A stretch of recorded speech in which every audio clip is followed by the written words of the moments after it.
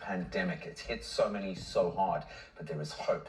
Our first guests are from the ladies from Give Her Hope, a small business that exists in Salt River in Cape Town to train and employ women in creating handmade, all-natural, beautifully smelling, as I'm picking up right now, soaps to generate an income and provide for their families. Ticking just about every box. Joining us right now is the marketing director of Give Her Hope, Kate Gunston. Kate, what a pleasure. And thanks for bringing all the smellies, as my mom would say.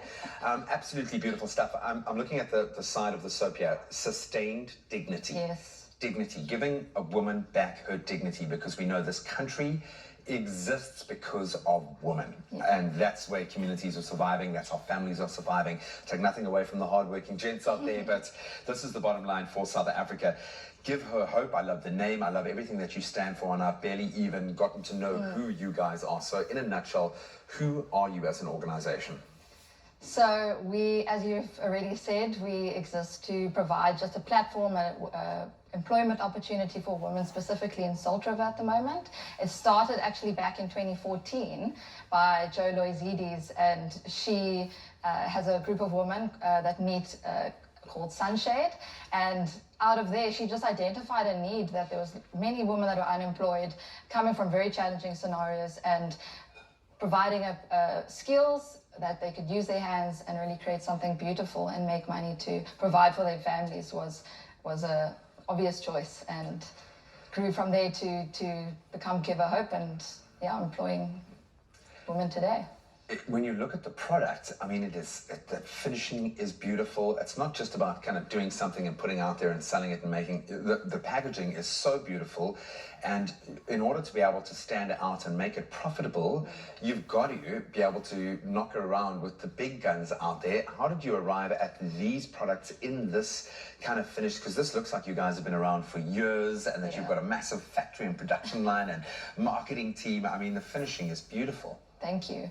Yeah, we actually started out as Hope Soap, and hotels were actually donating soaps to us so that we could start and make with very little space and equipment.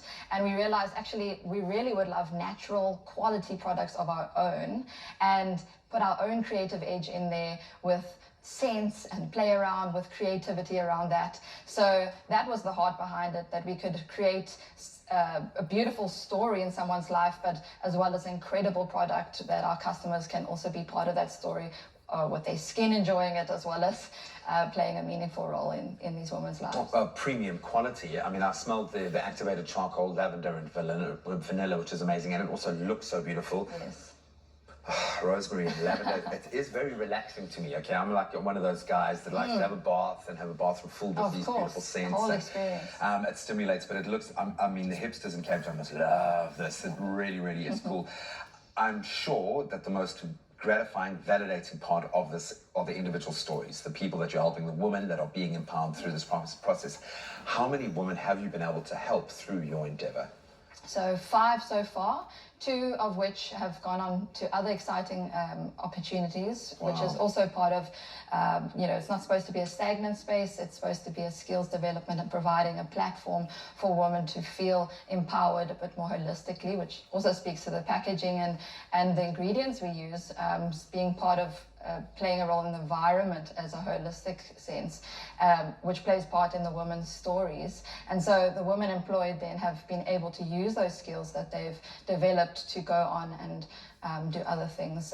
Currently we're employing 2 women, and there's a team of volunteers that help support the business to help it grow and flourish, which is ultimately what we'd love to see. We'd love to be employing lots more women as we go.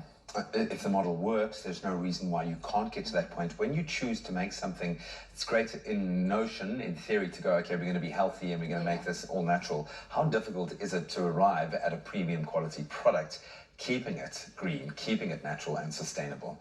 Quite challenging. You really have to do your research. You really have to do your research. But honestly, you can do what's in your control. I think if everybody's making small, conscientious decisions every day, we can make a really large difference. So looking at each of our suppliers, COVID's presented opportunities with challenges and opportunities. For sure. Challenges with our suppliers that just weren't supplying, and then it presented an opportunity to reflect and realign with actually our values. So we were able to try and avoid plastic as far as possible. You'll see most of our stuff is glass. Pumps are really challenging to get, not plastic. But otherwise we use cardboard and natural oils. You won't find animal products in there. We just look into each of the different sectors of our supplies as well as raw materials, just to make sure that as far as we know and far as possible, it's aligning with our values. What you can't replace, you recycle. It's as simple as that. Exactly. You can do it. There seems to be an element of creativity. Where does that come from? How have you been able to, do you think, brand in the way that you have and create this unbelievably cool look and feel? Well, honestly, Sharon, who you'll meet just now, she's the creative entrepreneur of Give Her Hope, and she has such a bright creative flair, and being able to research and come up with ingredients and recipes, and seeing how the metamorphosis of the ingredients, how as individual the oils they stand and the scents that they stand and how they come together to this final product really is so satisfying, and she'll share more about that later.